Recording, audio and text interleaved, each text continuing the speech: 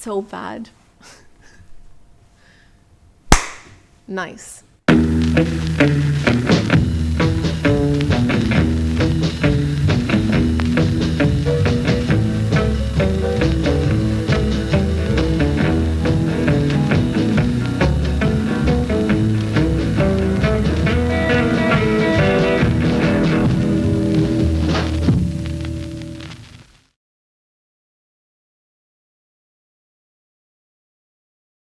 Cool. All right, great. Well, welcome back to A New Table. Hi, thank you. We have our resident therapist, I think at this point, Nigel, who's back to chat with us about mental health. And obviously doing today a deeper dive when it comes to mental health in the corporate world, in the workplace. Mm-hmm. And it's very appropriate that our sponsor today is actually X+WHY, amazing company, which is basically like the place for better business, flexible workspaces in London. They've got amazing locations all over the city that promote and house businesses that are very purpose-driven.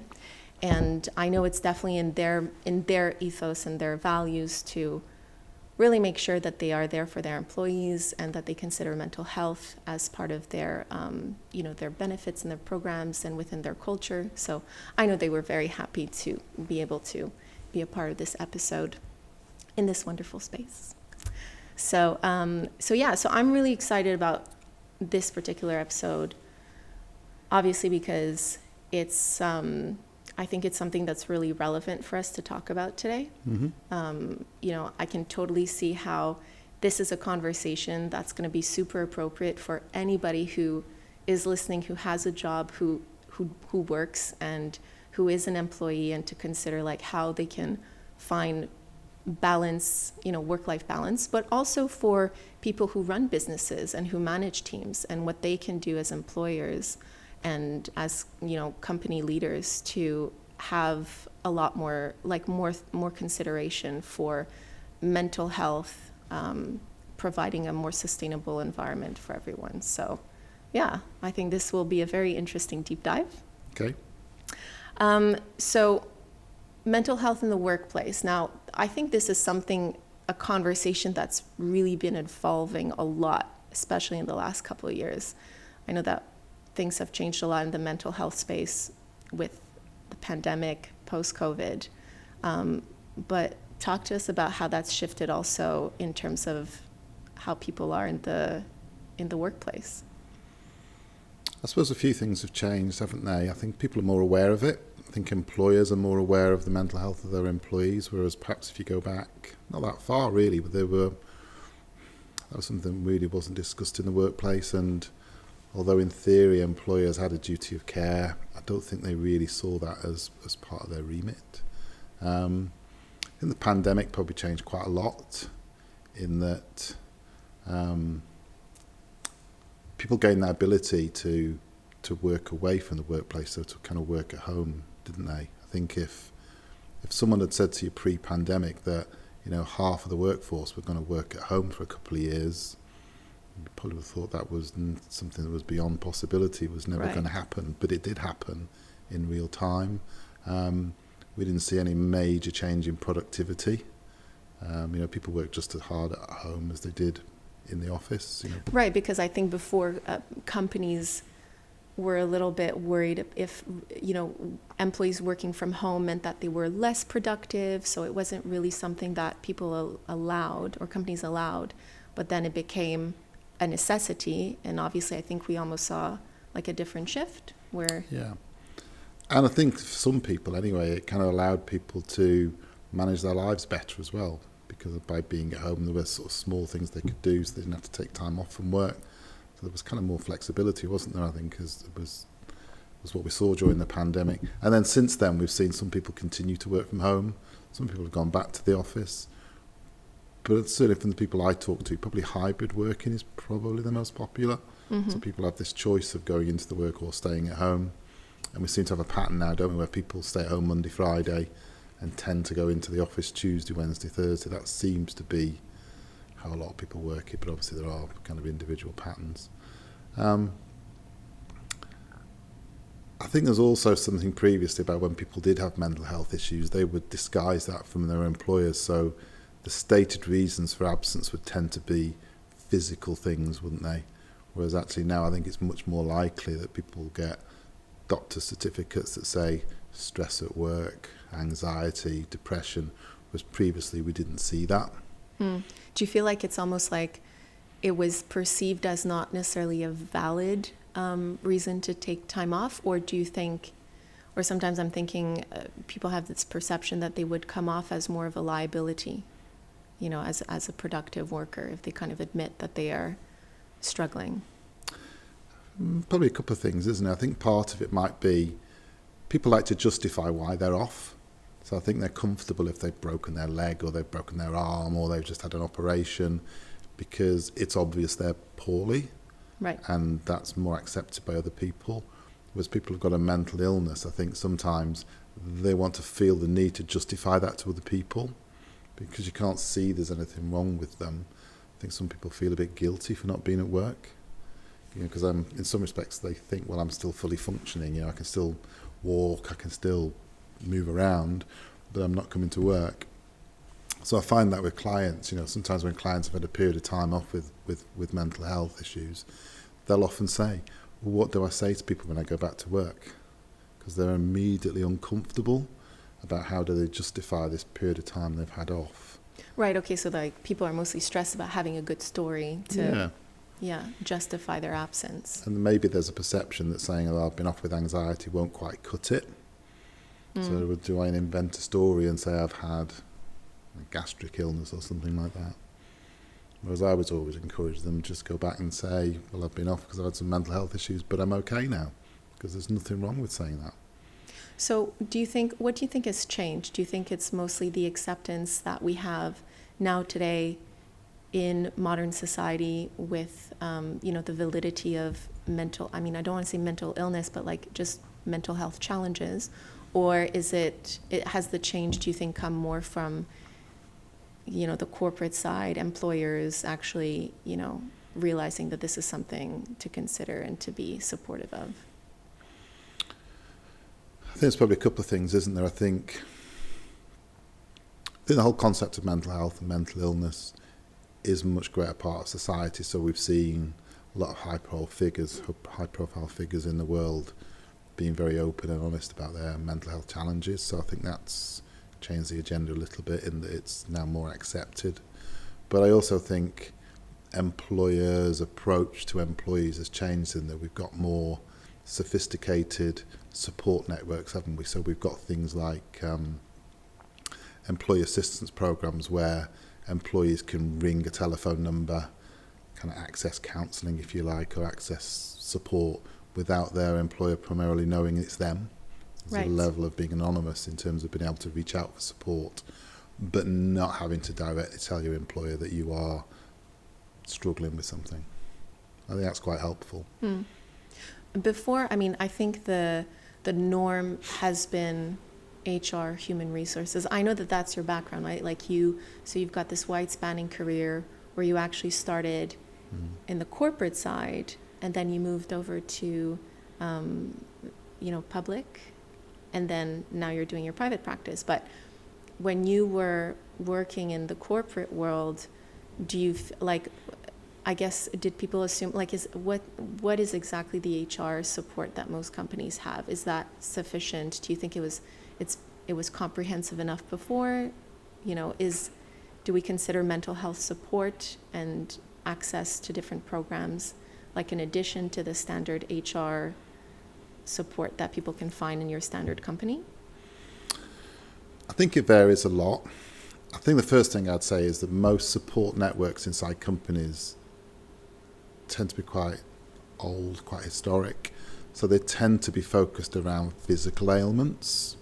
So if you think about it, when people go off sick for an extended period of time, there's typically a process in place where they'll send you to see the doctor, or they'll have all sorts of interventions and meetings with people, because that's been designed around I don't know, you've had your appendix out, your operation was 4 weeks ago, when do you think you'll be coming back to work? So it's kind of probably perceived as okay to talk about those things, but those processes in terms of mental illness probably don't work as well. So if somebody's got a deep level of anxiety, and that anxiety perhaps is related to the workplace, it's probably not appropriate then to have loads of interventions and have HR coming round to your house saying, so how are you doing then? When are you coming back? Because that's probably counterproductive. So I think there needs to be some subtle changes in terms of, I think employers more and more want to give support, but that support probably needs to be given by third parties. Right. Okay. Like not just from an anonymous place, but just from a place where there's like almost there's no bias, there's no a level agenda. of objectivity in terms of what's going on here, because it could well be, couldn't it, in the workplace that it's your boss that's driving the anxiety. The last person you want managing your return to work is that very same person. Right. Yeah. So so I mean, in general, would you say that okay, when you were in the corporate world, what were the things that you were dealing with the most? That was like the biggest trends that you saw? Probably a couple of things. I'd say people not having sustainable work-life balance, so long hours culture, people almost getting to the point where work becomes everything, so they got nothing else in their lives. They're almost living at work, working 70, 80 hours a week. And that just becomes thoroughly unsustainable, and those people will fall over at some point. Quite when they do is questionable, but they will, and so those sorts of issues got picked up quite quickly. I think interpersonal relationships, so direct relationships between employer and employee, managers, leaders, those sorts of people, and sometimes those relationships could be quite difficult, quite challenging, and they could lead to all kinds of mental health issues.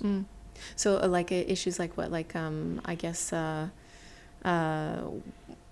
when you just don't really get along or gel well with your direct supervisor, and how that could potentially impact your career development or within a company. Yeah, and it always wasn't about what actually was happening, but sometimes about what people perceive to be happening, isn't it?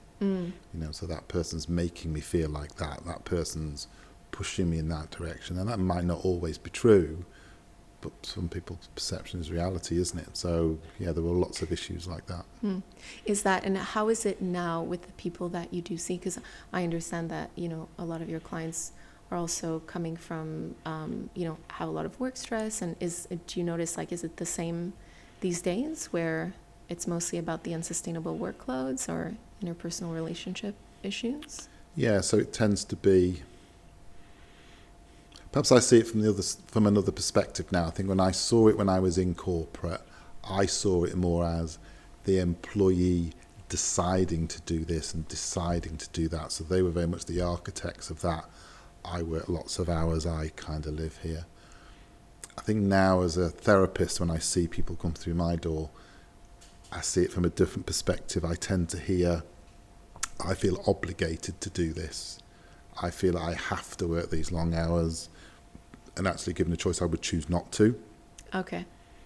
Yeah, like, I mean, I guess because I'm thinking especially, we're in London, it's kind of a bit of a grind culture. I think there's a bit of a unspoken about social pressure to, it's like who can one up the other person in, well, I worked 60 hours that week, well, I did 70, well, I have no weekends, and it almost became like a badge of honor. Yeah, and I think there's all the tools to support that as well, isn't there? So if you go back years from now, people would leave the office, and they would leave the office, whereas now they just take up another location, but they're still at work. So lots of people describe this sort of 24/7 culture that, it might be Sunday afternoon and they're watching the TV, but ping, their phone goes and it's their boss has just sent them an email, and they read it. And then as soon as they read it, they feel, I better reply. So they reply. So actually at that point on a Sunday afternoon, they're kind of back in the office and they're back at work. And that kind of means that people aren't getting a break from work, and they aren't resting and rehabilitating, are they? They're actually always at work. Yeah, that's true, because we talk about we talk about the benefits of being in a modern society where we're ultra connected, and actually there's quite a lot of dark sides to that, and like being so connected, you have a hard time knowing when to shut off. And again, we look at tools and technology that help us be more efficient and more productive. You get to have access to your emails and to important files on mobile, on the go. You can work, it permits you to work remotely, to work in different locations, but also at the same time, like the dark side to that is it's usually also your personal phone, and you will have the notifications. So you can tell yourself, okay, I'm going to set boundaries and not even answer emails, but the fact that you're like looking at them and they're there, it's almost like this anxiety sits in the background. I think especially like with this work-life balance that's happening in the remote and hybrid sort of context, it's almost hard to know where to draw that line where this is work and then now it's home life, and it's like the lines blend. It does, but don't managers and leaders have a level of responsibility? So should they be sending emails out to somebody on a Sunday afternoon because they're the leader, they're important? Doesn't that then almost set a culture that says, well, given I've just sent you an email, you need to reply? So actually there's sort of some of this stuff has to come from the top, which is we are going to take time off, we are going to enjoy our weekends, and if the chief exec wants to write emails on a Sunday afternoon, well, that's fine, but close your access off so that they don't actually go until you open your laptop on Monday morning, for example. Do you think there's are you noticing a generational difference? Because, for example, working for big companies myself and having managed a bunch of different teams, I'm a bit of a, like, I guess, I don't want to say old millennial, but like mid-millennial, where I do totally relate to that mindset, that anxiety of, am I working enough, and having this like guilt of not doing more. Whereas I've had the privilege to manage the generation like right under me, and they are so much, I've noticed anyways, they're so much better at drawing the line and really knowing when to clock off. And I feel like, because they're brought up at a younger age in this conversation of work-life balance. Do you feel like does it affect more like an older generation because that's kind of the more traditional mindset, or do you think it also affects young people too today, just as much? I think there are true traits amongst younger people that I see. So I see some of what you've just described as particularly millennials who have got very strong boundaries, are a lot less engaged in work, see work as very much a means to an end, seem pretty clear that they're not going to develop strong bonds with an employer. They're going to kind of use the workplace for their own ends, if you like. Right. So it's very much a contract of employment on their terms, if you like, rather than on the employer's terms. So I think that's to be admired. But simultaneously, I also see an awful lot of people in the younger generation who have grown up in this culture of, certainly in the education system, where you've got to get A stars, you've got to get this, you've got to get that. And when they go into the workplace, they seem to have no idea what good looks like, because unless it's exceptional, well, it's just not acceptable. And so they get driven into, well, I just throw everything I've got at something because maybe that might just be good enough.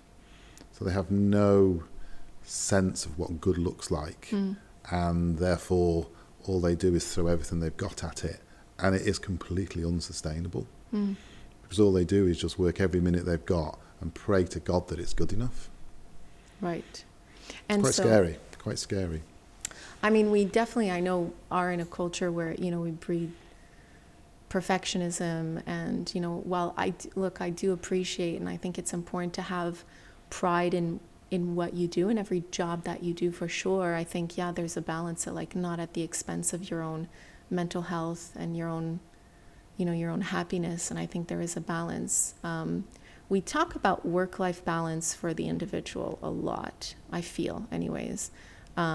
What we can do to create more balance and like just a sustainable schedule.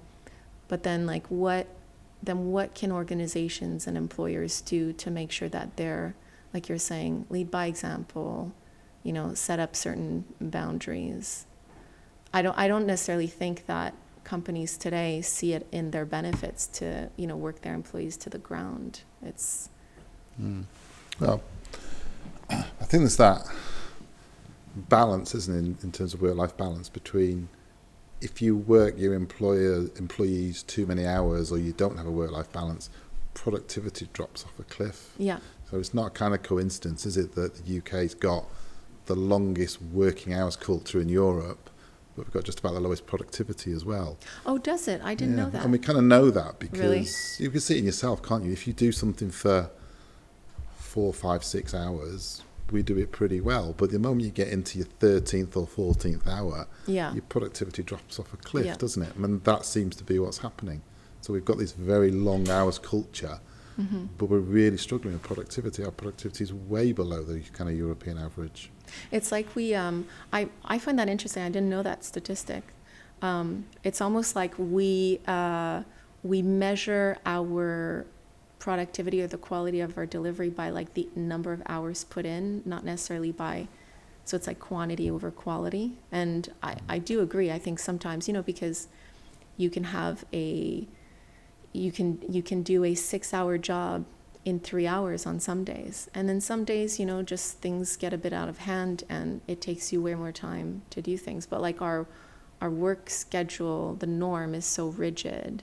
It's like, if I'm not productive between 9 and 6, then like I'm just doing a bad job. We don't have that kind of flexible work in bursts kind of mentality. It's kind of naive, isn't it, to believe that every job is sort of 8 hours long. Because clearly the content is always going to be different. But I think we've imported that word that came from America, wasn't it? This whole presenteeism. A lot of the time we spend in the office is not because we're going to be productive, it's because we feel like we need to be seen to be there. We're really bad form to leave bang on 4 o'clock. Everybody else leaves at 7 p.m, so maybe I just need to hang around till 7 p.m. as well. A couple of years ago, Sweden played around with a 4-hour day. Okay. So where people went to work at, I can't know, I'd say 9 o'clock in the morning, and they worked flat out until 1 o'clock, and then they went home. And they actually found that productivity actually went up slightly. So people were getting as much done in a 4-hour burst as they'd been getting done previously in sort of 7.5 hours. It's interesting because I've worked with a few companies who, one of them is called WorkLeap. They build softwares for enterprises to integrate programs that really nurture culture, work-life balance, and it's so interesting to like actually see the stats that it's actually really worth your investment to work a system that will promote a good balance so that your employees get to be able to enjoy their personal lives.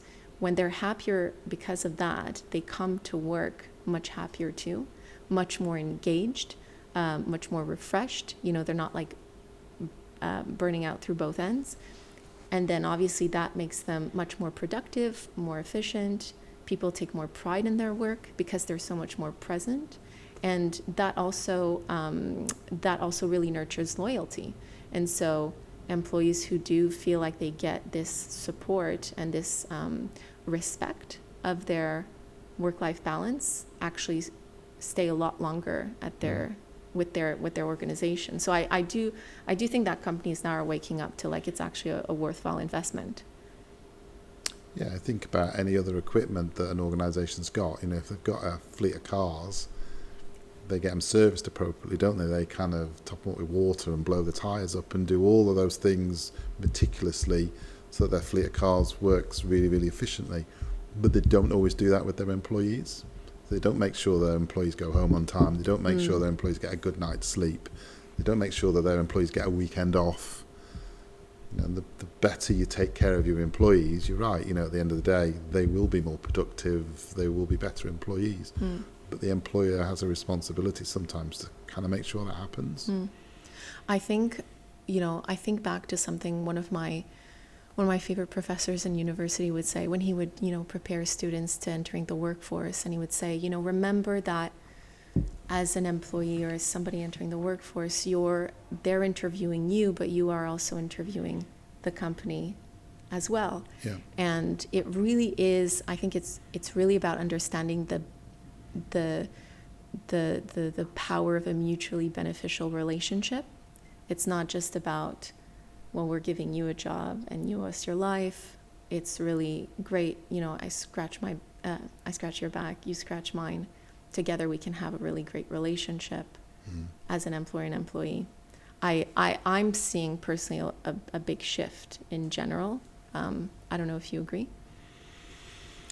I don't know if I'm seeing a shift. I certainly have a view which is, I think across society, when we have a vacancy and we want to recruit somebody, we tend to look at skills. So if we've got a job, whatever it might be, and we have a job description or a person's specification, we look at somebody and think, well, can they do this job on the basis of, have they done something similar before, or have they got the qualifications to do that job? So we're looking very much at skills. I actually think it would be better if we looked at values. So if we looked at the values of the organisation and then we recruited people who aligned with those values, there would be a more successful relationship because the employee and the employer would be aligned in terms of how they saw things. Because it's so much easier to give people skills than it is to give people values. You can't give people values, can you? So if somebody has got the right values, it's a fairly simple step normally to give them the skills to do the job. But if they've already got the skills but their values are misaligned, is that relationship ever going to work? Does that work if we turn the table? So to look at, what committed employees value, and then you as an organization just consider, okay, like what is the current culture that we're setting? Is that actually aligned with the values that quality employees look for? And, how do companies start to almost do this self-assessment? Do you work with a lot of managers that have to consider that? Not really, but I think from my experience in the corporate world was companies get that the wrong way around. So they tend to drive the culture from the top. So the boardroom tends to say, well, this is the kind of culture we want to have. Right. Whereas actually it probably needs to come from the bottom and actually ask the employees, well, what culture have we actually got? And what matters to you? And what do you think is important? Because what's important in the boardroom is probably not that important on the shop floor. I think quite often the boardroom thinks it's got a particular culture because quite often people say what they want to hear. But in reality, that's not the culture. That's not the way people are. Because I think as a few people have said, culture is the kind of stuff that happens when no one's looking. Yeah. And I mean, like culture, I think there's been a bit of a shift in the way that we understand work culture. It's not just about ping pong tables or, free bagels on Friday mornings. It's more than that. So like in terms of the employees or, just the individuals that you work with and understanding what matters to them in their workplace and what they would need to have a much more sustainable relationship with their job. What are the things that are important today that you think really resonates with people that companies should pay attention to? Well, I certainly agree with things like ping pong and bagels. I think culture is about the social norms inside the organisation. So it's about how people talk to each other. It's about how they refer to each other. It's about the ways that people communicate. What's it acceptable to say? What's it not acceptable to say? So it's about how we make each other feel inside the organisation. And so that kind of ties very closely to like levels of engagement. So I think, culture has to be driven from the bottom up. It can't really be effectively driven from the top down, I don't think. So culture is very much about building the culture that the employees want. Because you're right, if you do that, then people hang around. People stick about because they like the organisation that they work for. When it's imposed from the bottom down, it tends to be something being done to you that maybe you don't feel that comfortable with. So apart from like work perks and obviously creating an environment where, peers and colleagues can blossom in, great interpersonal relationships. What are the things that people need to feel happy and sustained today? Like, what's the most important things? I think things like terms and conditions that they want, because again, a lot of terms and conditions that are pushed from the top down just don't work for people.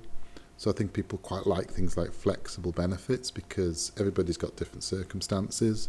So if you can adjust your benefit system, if you like, to something that really works for you at that point in your life, that's going to really work, but it's also quite difficult for somebody else to replicate that. Right.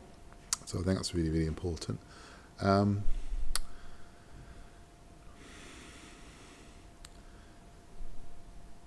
think employees kind of want a meritocracy. They kind of want justice and fairness. I think organisations clearly have views about who the strong performers are. Organisations have view about who to promote, who not to promote.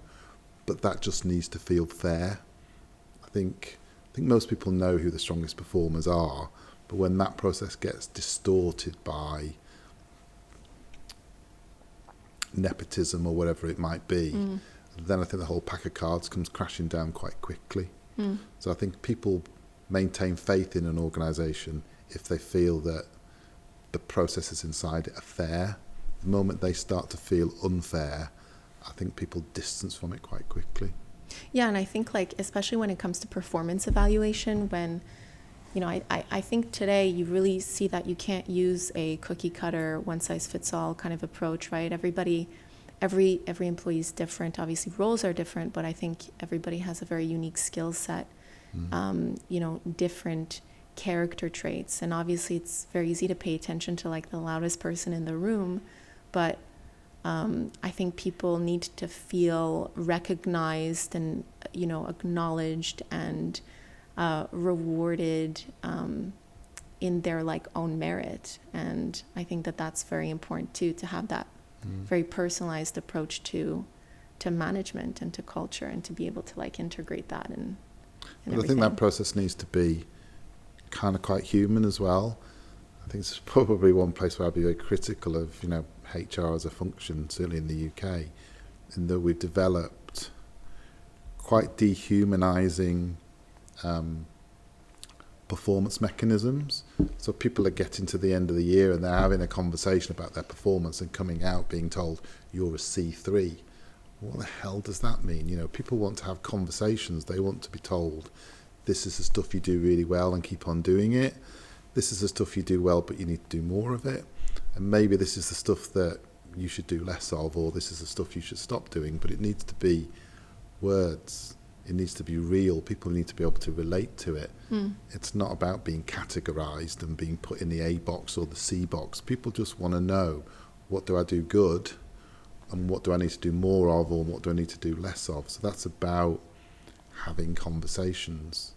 And I suppose that works best when those conversations are continuous. Whereas this whole ethos of the year-end appraisal, really it's just something that people fear, isn't it? Nobody really looks forward to those conversations. And they tend to feel a bit categorised. I think that also plays into career development. I think that's really entering the conversation too about creating a really healthy, sustainable workplace, is how do you keep employees feeling motivated, feeling inspired, feeling accomplished in what they do. And I think this, providing training opportunities to explore their skills, that also plays into it, doesn't it? Yeah, and we tend to have quite a narrow view, don't we, in the UK, that being developed in your career is all about promotions and pay rises, but it isn't just about that. It's about having different opportunities. It's about growing your skills. It's about working with different people. So we need to have a much wider interpretation of what development looks like.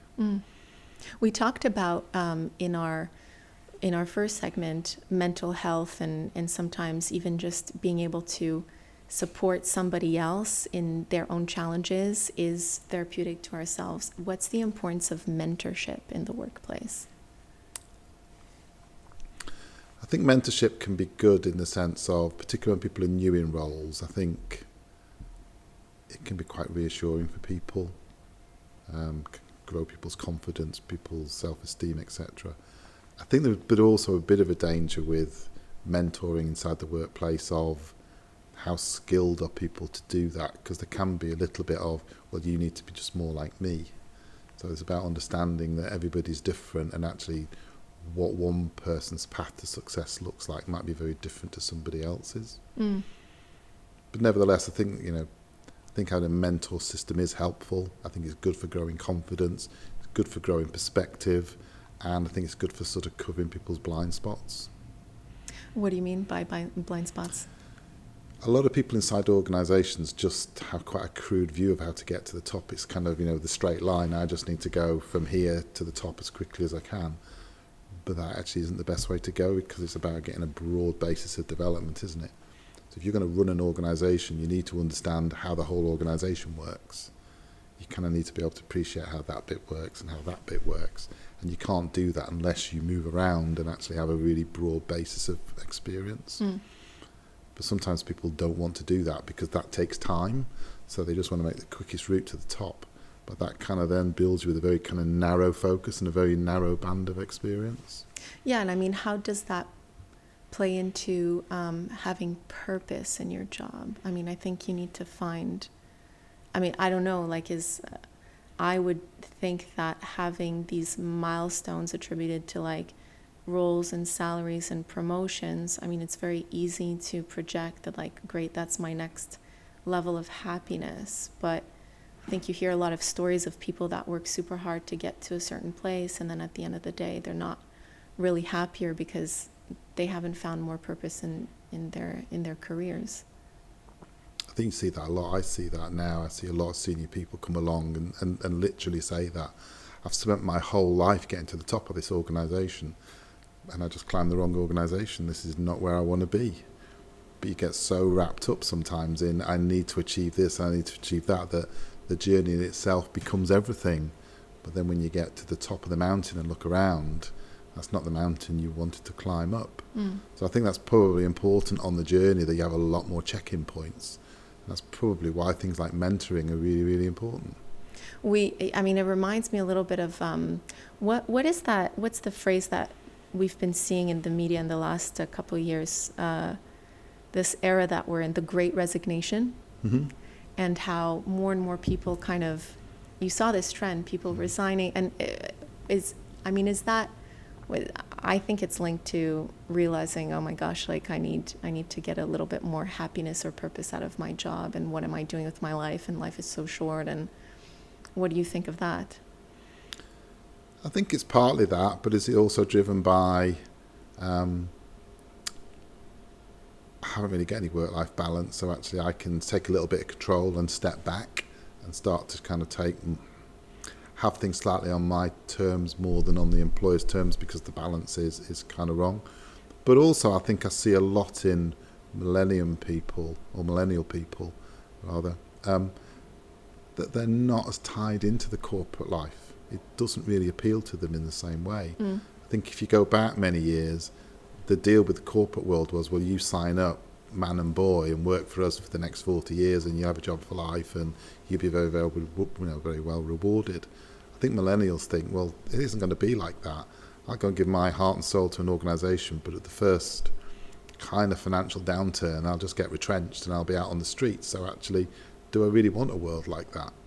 So actually, I think it's about taking back control, and actually my relationship with work is going to be on my terms, and I'm going to actually decide I'm going to have a much more relaxed relationship with work. It's on my terms. Are those the kind of conversations that you have more and more with people that you see in your practice? This kind of working towards feeling empowered as an employee, or? I don't know whether I have those conversations. I have a lot of conversations with people who are frustrated with the workplace. They don't feel like it's serving them particularly well, and they're searching and looking for something else. Okay. So they certainly don't like the corporate world. They definitely would search for working for themselves. I think working for yourself seems to be very, very attractive amongst young people. It's attractive, but it's got its, pros and cons anywhere you look at it. I get working in a much more of a corporate setting, you get this idea of a job security, working for yourself. I mean, you're gambling a lot more. I think the risks are a bit higher sometimes. I don't know. That's just my own experience as an entrepreneur. But what I would say though is I'm very kind of attracted to how differently they see the world. So they don't think about, I'm going to work for myself and I'll build a factory and I'll make something and I'll sell it. They're much, much more innovative. So they're very, very creative about the kind of businesses they want to build. So they're building businesses that they can run from their bedroom. They're building businesses that actually have got a very unique model. And I've got clients who are 20 years old and are making $500,000 a month. Wow.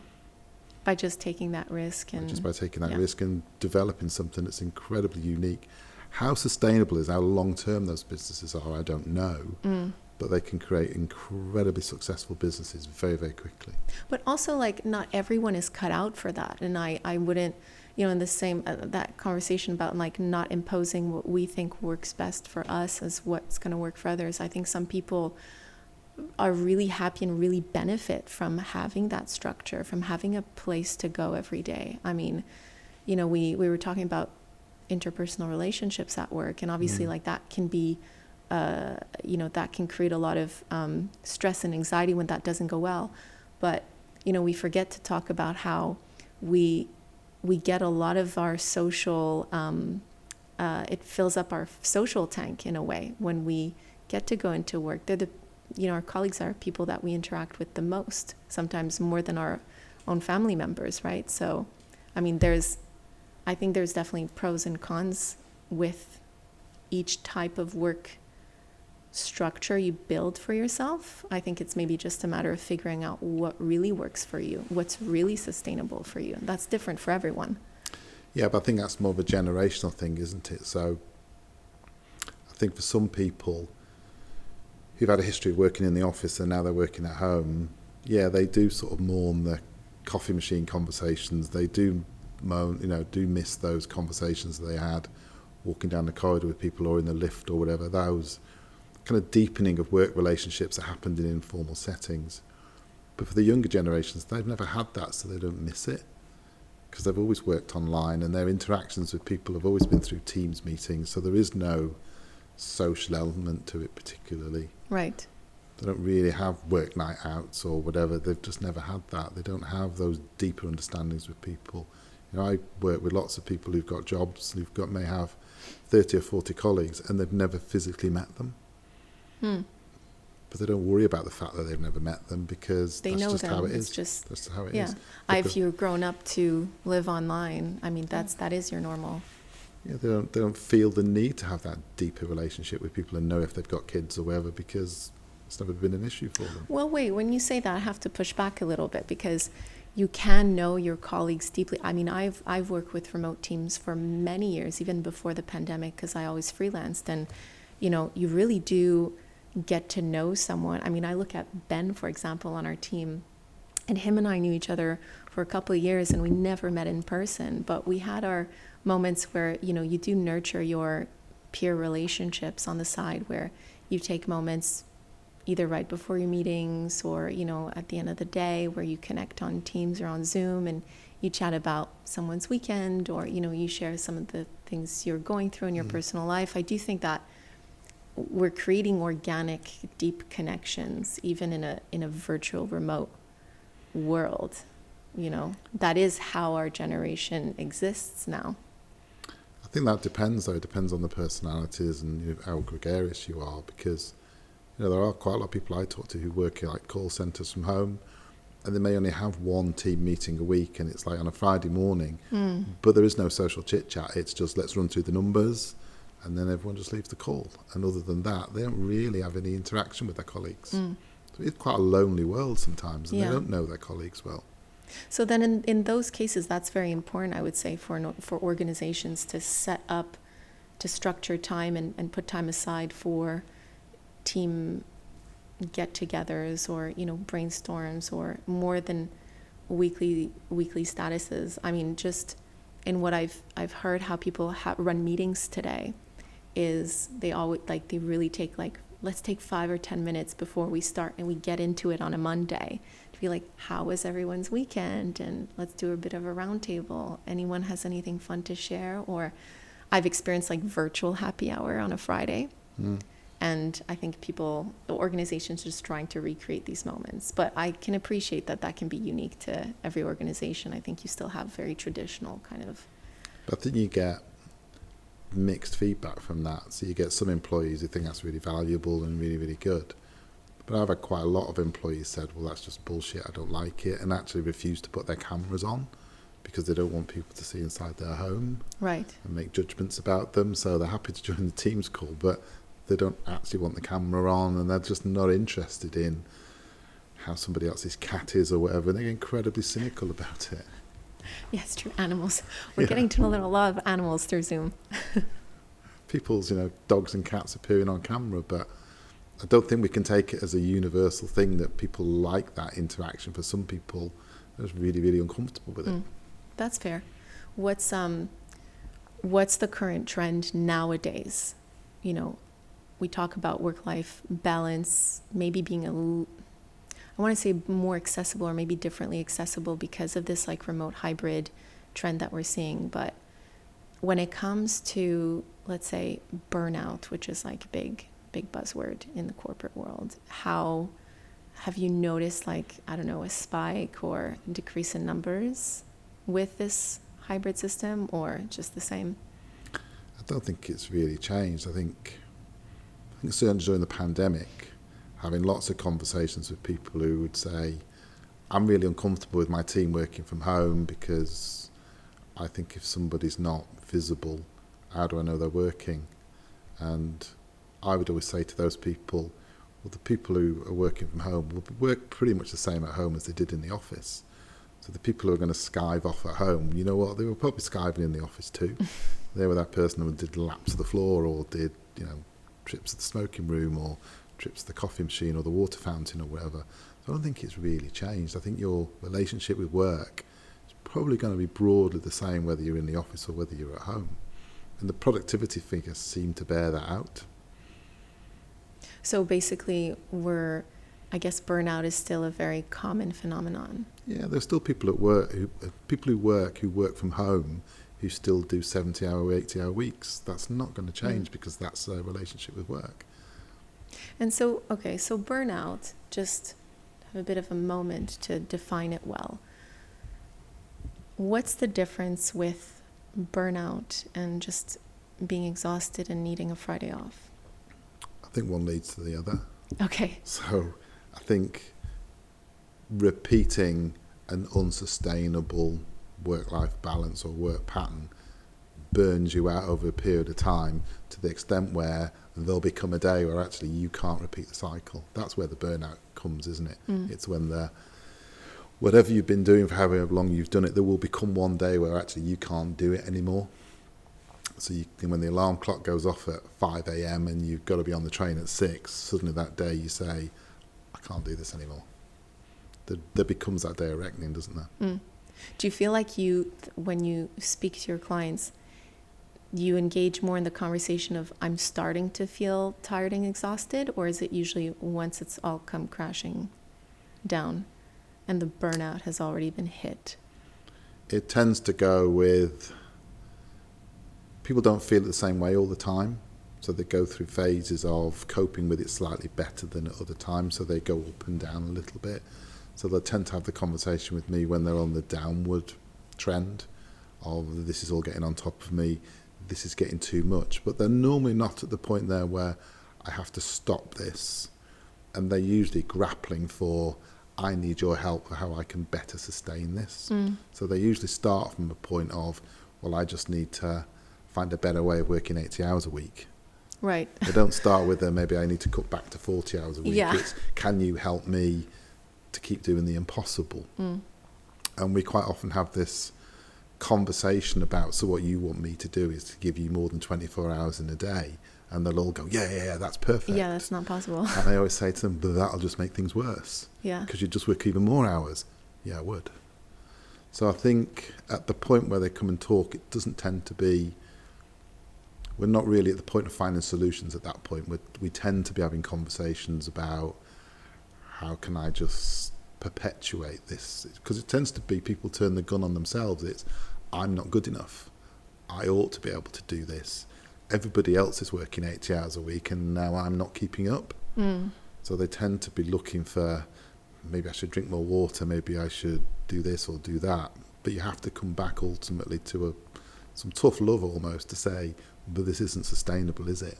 But sometimes that's quite a long journey.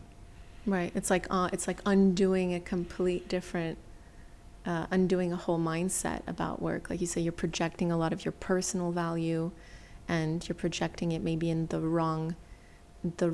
You're looking at the data from the wrong perspective. It's looking at the quantity of hours rather than the quality of the work that you're delivering. Like you said, it's a lot of like 80 hours I'm working. It can be quite a crude thing, you kind of get people who say, I've just got promoted, so I've got to work a bit harder, so I'm throwing 10 hours a week more at the job. Right. And then you say to them, but you're still relatively junior, so if you get 3 more promotions, I reckon you're up to about 120 hours a week. How does that feel? And they're like, I'll come to that when I get to it. But it's like, no matter how big the job is, you can't keep throwing more hours at it. You're going to have to make some difficult choices about how productive you are. But people do have this sort of beautiful naivety about them. Well, if I just throw more hours at it, it will be okay. Right. But it is just unsustainable. But they perhaps find that really hard to see. We're only human. Because you're in the middle of it, aren't you? And as with all jobs, people are just so eager to impress. What would you say is the best thing for, as individuals, for us to do then to make sure that we're catching ourselves in the moments where we forget to have our own best interests at heart, and we can make sure to keep ourselves on the line when it comes to having a good balance? How do we look at our lives and we know that we're ensuring that we can be our own advocates for sustained, productive life? I think we've talked about this before. I think we're all really good, aren't we, at giving advice to other people. Yeah. And we're not very good at taking it ourselves. I think when we're in the grip of the corporate world or we're in the grip of the workplace and everything's feeling unsustainable, have a look at some other people. Have a look around at your colleagues. Have a look at maybe some of your friends. And watch and compare how you observe them, and then compare and contrast how they're working, because actually you might start recognising yourself. So I think sometimes a good way to get some perspective is actually look at some other people and think, if they came to you and said, how am I doing, or what should I change, you'd probably give them some quite hard-line advice. Right. But you're never going to turn that on yourself directly. We're just a bunch of preachers. Yeah, we are. Yeah. We watch other people and think, wow, what are you doing? And then you look at yourself and think, God, I'm doing exactly the same. But we see it easier in other people than we see it in ourselves. And to draw a parallel a little bit on some of the earlier chats that we had, I think the power of talking, checking in with your peers, because, you say observe how other people are experiencing their work life, but talking to them, sharing about maybe some of your concerns or your stress, your anxieties that you're having. I think in general, a well-structured organization has, everybody has a line manager, a safe person to go to that can sort of help guide you and just listen to you. And like you said, that opens the door to getting some perspective that maybe you didn't realize you were missing. Yeah, I think it's a good point as well. You talked right at the outset about who this podcast would be interesting for. Is it for the employees or the employers? Well, I think it's both. But I think there's a third group. I think I get clients that come along and it's like my partner or my husband or my wife or whoever has got no work-life balance. Oh, and that's interesting, It's destroying their life. But you know what? It's destroying mine too. Because we now don't do anything. We have no social life. They're always tired. They don't want to go anywhere. And actually, I don't work for that goddamn company. And actually, I'm now having my life ruined by them because they can't get it right. And that can be really, really hurtful and really frustrating. Yeah. Because you don't just take your own life out, but you can take everybody else's out with it. Well, because when you're exhausting yourself at work, and I get that, but like when it's an environment that's like not sustainable, obviously that affects how you show up then at home, how you show up when you come home from work or on the weekends where you can't necessarily be present, or like we said before, like you're just an asshole because you're unhappy. The consequences are, Yeah. you're a shit husband or a shit wife or a crap parent or a rubbish friend or a really unreliable friend, because you don't prioritize any of those other people because work's just taken over. It's easy for me to say this because I feel a bit like an ex-smoker. I used to be one of those people. You used to be a workaholic? Yeah, I was a workaholic. Okay. I used to spend hours and hours at work. And I think a lot of people have said this recently. No one ever in their retirement thinks, God, I wish I'd spent more time in the office. Yeah, that's true. That never happens. That's true. I mean, I think everything kind of feeds into itself, right? At the end of the day, I mean, you like they always say, like, don't bring your personal life into work. Like, compartmentalize, right? That's how you show up as a professional. But at the same time, like, make sure that you're creating for yourself an environment that doesn't force you to bring your work problems at home. Challenges at work, I think, are totally normal. I mean, that's the whole point of a good hard day's work, is to feel like, great, we've surmounted challenges. We got over the hump. But I think when we talk about an unsustainable environment, it's when it's really affecting other aspects of your life. It's poison that gets in everywhere, right? Well, it's self-perpetuating, isn't it? Because the more you get your work-life balance wrong, you don't have anything else in your life because your friends have all disappeared because you've let them down. You don't have any hobbies or interests. Your family have all found other stuff to do. So ultimately, all you're left with is work. It's all you've got to talk about. It's all you do. Yeah. And everything else has just drifted away. So it self-perpetuates itself over time if you don't address it, because you don't have anything else. Work is all you have. Yeah, we were talking about entrepreneurs, and when you find your passion and that really drives you, and it's like, a 50, 60, 70-hour work week doesn't feel as tedious, because it almost feeds into things that you personally enjoy. It feeds you. So when we talk about like a heavy, toxic, non-sustainable workload, it's not also just the hours, because I think people can also find a lot of happiness in putting a lot of hours in something that really drives them and fuels their soul. We're really talking about when the value exchange isn't there, right? Yeah, and I think it's also about anything done completely to excess is not healthy, is it? Whether that would be playing golf or whatever, you can't do something to the extreme all the time without having some sort of impact for you. So being passionate about your own business, being an entrepreneur is all fine, but there has to always still be a balance, doesn't there? That's true. Yeah, you can't put all your eggs in one basket. Yeah, you just won't sustain it, will you? Sooner or later, it won't serve you. So it's about, don't smoke it all at once kind of thing. Nice. I like this investment idea. You have to, obviously diversify your portfolio. But when you said before, nobody gets to retirement in which is they had put more time into the office. And I get that. I think people would regret not risking attempting at developing a career that they would have seen themselves very passionate in. I think that's very important. But it's also about investing and nurturing the other things in your life that will find you in the moments where maybe you're not working anymore, like you can't work, and then being able to have a full life where you've got a whole bunch of things, plus a great work life.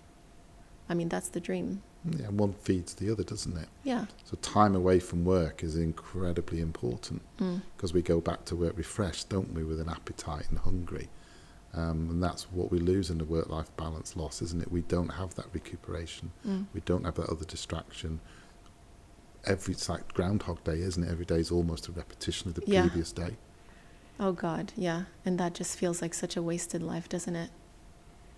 So when people are finding themselves demotivated, it feels like Groundhog Day, something's got to give and nothing's given. What, like, somebody listening to this and this resonates, like, what would you now as a counselor, and I know you do give a lot of, business guidance and things like that, what would you advise to be the things to look into or to look at, questions to ask yourself, things to investigate? Like, where would you suggest somebody starts if they're kind of feeling like, this kind of sounds like me, this is where I'm at, I'm not in a great place work-wise? I think the first place is to sort of look outside yourself. I think people get very hemmed in, so people think, this is what I do, this is all I can ever do, I don't have any choices, I started doing this job 10 years ago, I'm kind of okay at it, I get paid for doing it, I'm comfortable, I feel safe, but I'm really unhappy. And I suppose the best example I can give of where that can change is you get somebody to come to see who's just got made redundant, and the whole world's fell apart. They're tearful, their life's come to an end, I've lost my job, this is just truly the worst thing that could ever happen to me, and they are really, really down, really upset, really depressed. If you see that same person maybe 3 months later, they'll often say, it was the best thing that ever happened to me. Yeah. Because it just opened so many other doors, and those doors would never have opened if you weren't forced to look unless at somebody forced you to do it. But you can do that stuff for yourself. But you've got to look outside yourself and look at what the opportunities are, because no one should ever feel trapped in a job. There's always something else you can do. So looking outside of yourself, that's very interesting. I think taking an inventory of all the other aspects of your life. And be adaptable around your skills, because although you sit in one job title, sit back and look what you really do, and actually what else could you do with those skills. People tie skills to a particular job or a particular profession, but they're a lot more adaptable than they think they are. And I think too, like when we talk about shaking it up a little bit just to find new challenges in our work, we sometimes kind of think very black and white, drastic change. I need to quit my job, short of moving to another city or country, apply to another company, just reset completely. But actually, it doesn't have to be that dramatic, right? You can start having a conversation with, let's say, your boss, your line manager, and saying, hey, I'm doing this right now. I'm kind of very curious about this. Is there something I can do to take on something else that just, spices it up, and I get to like scratch that itch? Maybe there's something there. I don't know. Yeah, so I think have those conversations and think about what you can do internally. But I think the other thing people do is they talk themselves out of other opportunities. So they see a job description for a job, and maybe they can do 5 things out of the 8 things on the list of these are the responsibilities of the job. What people don't realise is that you very rarely get a candidate who ticks all 8 boxes anyway. Yeah, skills are taught. Yeah, so if you tick half the boxes, you know what the hell, throw your hat in the ring. What's the worst that can happen? But people talk themselves out of it. They won't want me. Well, if you don't apply, you're not going to get the job, are you? If you throw your hat into the ring, there's every chance you just might. So what can employers do to kind of support individuals that make up their workforce then, in that case? I think it comes back to what we talked about earlier, which is about conversations. Have honest conversations with employees. Nobody comes to work to be a bad employee, do they? Nobody comes to work to do their worst. But sometimes people are in a particular job and they're not very good at it. They're not going anywhere. Have that conversation, because somebody could kind of leave and go somewhere where they can be really successful and be really, really happy. But if there is a future for somebody in an organisation, well, create the pathway for somebody, help them through it. But just be really honest with people, because we can't sit here and say everybody's career is going to work out just fine where they are, because that's not true. But if it's not, then have the conversation. But equally, if it is, again, have the conversation. But at the moment, I think a lot of employees just feel a bit lost, because nobody really has that conversation with them. They feel like they're responsible for their career. But quite a lot of people have no experience of that. They don't know the wider organisation. They don't know the wider opportunities across society. So somebody needs to have that conversation with them. it's about lighting the way a little bit. Is this something that you think we're going to see more and more, companies hiring consultants to come in and, I guess, like walk them through how to reinvigorate their culture, that it's more adapted to the needs of today from a mental health and like just a cultural perspective? Like you said before, sometimes having a third party, it's a bit unbiased, more objective, can be really helpful. I think there's a real divergence. I think there's a fair chunk of employees who are doing that, are very concerned about the culture, very concerned about engagement, they're very concerned about the benefits of diversity, and creating the right workspace, because they've cottoned on to the fact that it's a really competitive market. And so recruiting and retaining the right people is kind of critical for them achieving their business objectives. Mm-hmm. But just as equally, I think there are just as many employers who are just scrambling. They don't really understand the labour market. They're recruiting the wrong people because they're the only people that they can find. And then they're just experiencing huge levels of turnover. And so they're almost lurching from one crisis to another. It's almost a bit like having a bucket, and there's a hole in the bottom of the bucket and everything just keeps dropping through. And so their approach at the moment is just to keep throwing more in the top, right, without really realising it's dropping out at the bottom. So I think we're seeing a divergence from people who are really, really strategic to people who are being really, really tactical. And I don't know what the percentages of which are, but there's two very divergent approaches, I think, right now. And one's clearly going to succeed, and the other one, I think, is probably not. So I guess to like sum it up and to leave it open-ended for people who are listening to this and who understand the importance of supporting healthy balance within the workplace for both individuals and organizations, what would you hope? I mean, it's kind of cheesy to say, but like, what would you hope for tomorrow? What do you think is an appropriate mindset to start having now to like set the stage for a better future? For the individual? Well, for both. I mean, we talk about better workplaces. I mean, I feel like an employer wants a better workplace just as much as an individual. So yeah, I mean, I kind of both. I don't know if it's like two different answers or there's a... Well, they're obviously related, aren't they? Because they're the same end of the same thing, aren't they? Or different ends of the same thing. I think from the employee's point of view, put yourself at the centre of things. I think set boundaries, set parameters. There is absolutely no reason, if you're contracted to work 37 and a half hours while you're working 70, 80 hours. It's not sustainable.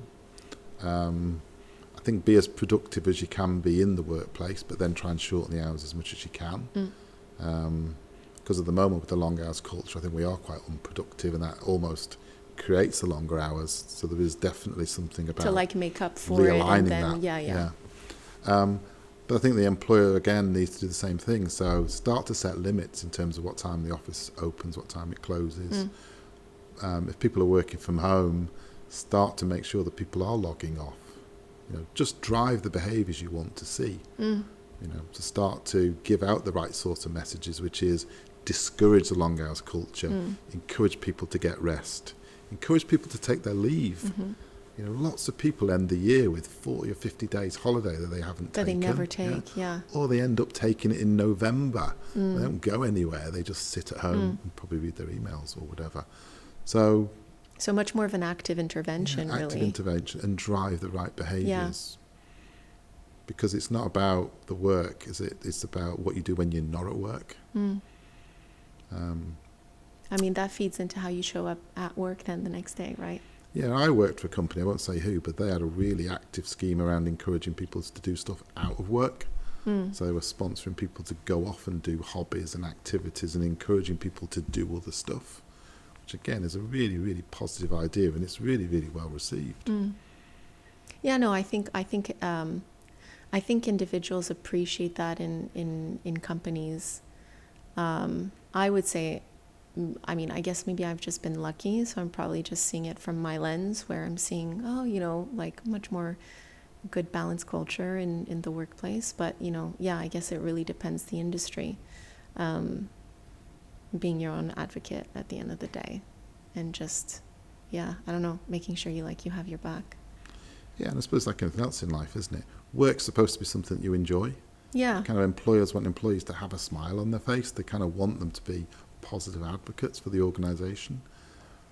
People working extensive hours, the smiles just disappear, don't they? Well, I think that I know there's a lot of work to do, but I definitely think that people are having those conversations more and more.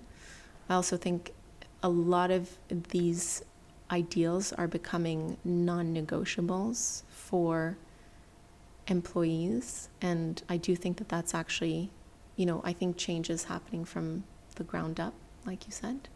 I think the top is listening too. I think we can create a lot of bridges. So, yeah. Any last words? No, I think that's everything for me. Yeah. Thank you so much. Thank you for having me on. And yeah, I guess for anybody who is listening to this and it's 5 p.m. on a Friday, go log off. Go have a drink. Go enjoy time with your friends and family. Absolutely. Until the next time. Thank you. Thank you, Nigel.